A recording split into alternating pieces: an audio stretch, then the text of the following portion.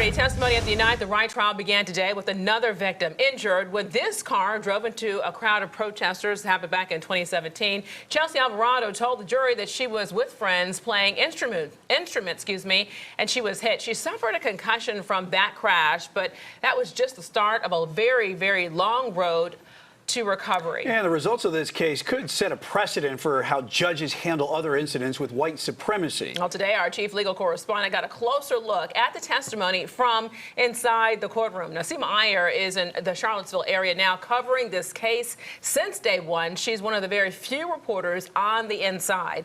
And Seema, just to catch our viewers up on all of this, Chelsea Alvarado was a short witness today because there was just hardly any cross-examination. But the next witness, Matthew Parrott, has been on all day, right? Yeah, and Seema, why are we continuously seeing the defendants on the stand so much longer than the victims? Well, the plaintiffs have to prove a conspiracy. And in order to prove conspiracy, they really need to get these defendants to admit that they know each other, that they work together. And the plaintiffs, they just get them on and off because it's almost re-victimizing them, right? So yes, Parrott was on the stand all day. He's another pro se guy representing himself. And what he really did was corroborate that his co-leader was Matthew Heimbach. And you remember Matthew Heimbach from last week, who spent a long time on the stand. So they basically did everything together. They organized uniforms. They organized conduct by their members, the Traditionalist Worker Party. But he was unequivocal that their organization, Trad Workers, also known as, were not organizers of the Unite the Right rally. Okay, so now he's been on the stand all day. It's been exhausting, but another point that was taken away from him, he tried so hard, as all these defendants to do, is to minimize their beliefs. And when he spoke about Hitler, he told the jury, yes, he admired Hitler for his social and economic beliefs, not for killing Jews, which, I'm sorry, doesn't really sell the point when you are caught with messages that say F the Jews and other violent vitriol. Guys? Yes, selling Hitler is never a good selling point and doesn't score many points in court for sure. And Seema, white nationalist Richard Spencer, you say he was pretty successful today after his cross of Parrott. But I guess the big question we have, too, is what were the points that he made, and do you think that this whole thing is working, that he's trying to now distance himself from his co-defendants? I think it may be working, Alicia. So, yeah, Richard Spencer, he cross-examined Parrott. They have known each other, according to Parrott, for about 10 years. And Richard Spencer basically got Parrott to say that he had not seen Spencer between May of 2017, that was Charlottesville 1.0, and the rally, which was August 12, 2017, including the rally. He said he didn't see him during the rally.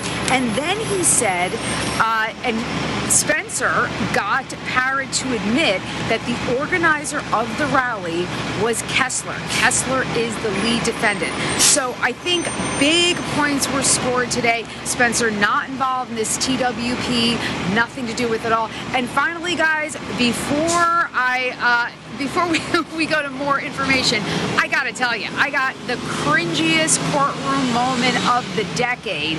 And this was, I believe someone else was cross-examining Parrott.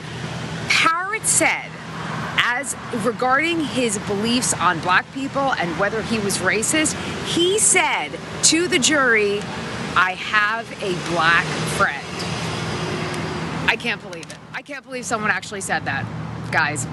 Seema, we both have a lot of questions, especially after that. Biggest thing I have is, Seema, the judge seems to be pressuring both sides to keep to the schedule at this point of just wrapping this trial up before Thanksgiving. Yeah, and any new developments on the schedule, and who can we expect next? Okay, so there's still a few plaintiffs have to testify, a few experts. I'm not sure who's on deck tomorrow, but I do know this. And this is huge, guys. The judge is opening this courthouse behind me on Veterans Day. Veterans Day is a federal holiday. This is a federal court. And do you even understand, and I say this rhetorically, the manpower required to make this happen. That is how anxious this judge is that this case is not moving along, despite the fact that he spends all day yelling at the lawyers because they're asking dumb questions. But he's basically bringing us all in on Veterans Day to get this case moving. The plaintiffs do expect that their case will go on till next week, Monday or Tuesday. Maybe it'll be shorter now that we're coming in on Thursday. Also, the defendants have asked for 3 days for their case. And let's not forget, it's probably going to be hundreds of closing arguments. Back to you. It's going to take a while, and part of the taking a while is them to make it look like a circus in some way, and hopefully it won't be. But Seema Iyer, thank you so much for joining us, and give us the latest as this trial is now in week 2 or week 3. Still a lot more testimony set for this week. As Seema just mentioned, Fox 46 legal chief expert Seema Iyer is one of the only and a handful of journalists from across the country allowed inside the courtroom for the Unite the Right trial. She will continue to bring us exclusive new details from inside the courtroom throughout the trial right here on Fox 46 News.